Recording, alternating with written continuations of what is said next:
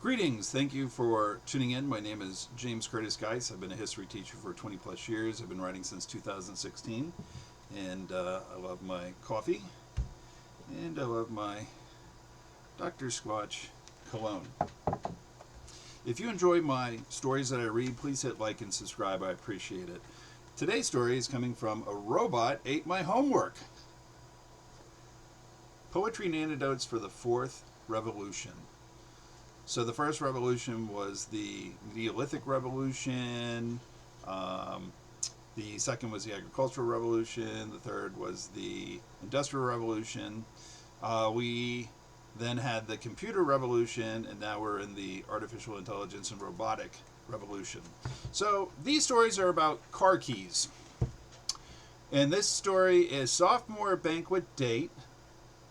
This is when I was in college. This is car key story number 1, circa the spring of 1986.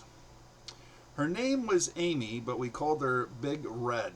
Her breath smelled of the gum that she constantly chewed, which is better than having the breath of someone who ate a duty sandwich for breakfast. I was to pick her up with her father's 1985 white Buick at Christie Hall to take her to the Sophomore Banquet Hall in the next town over from Nyack. Mr. Feather loaned me the car and keys and his daughter for a date. After showering, dressing up, and all the primping involving hair mousse, the Bon Jovi brand, I was ready for the hot date. I walked over to the car, and the ignition key would not fit in the car key hole.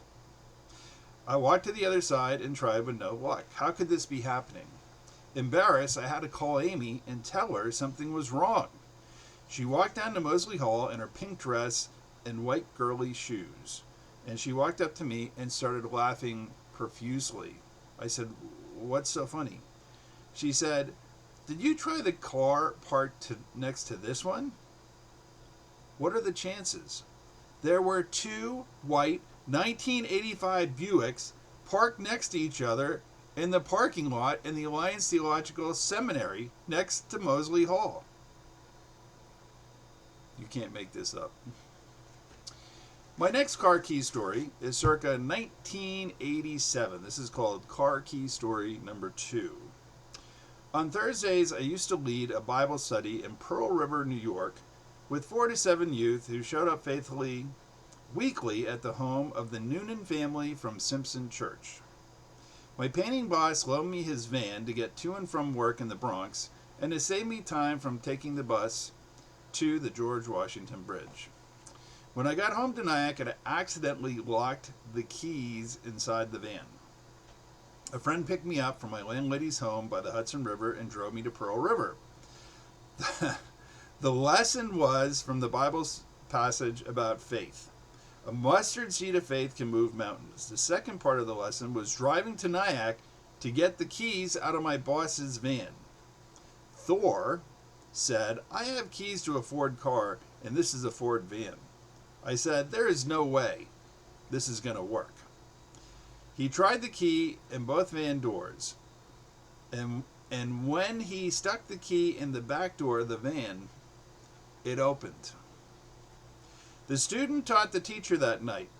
For the record, it's easier to have a AAA card and have the door opened by a wiggle stick. So, God bless you. God bless all humans. God bless all ETs. And all my books are on Amazon. And thank you so much for listening.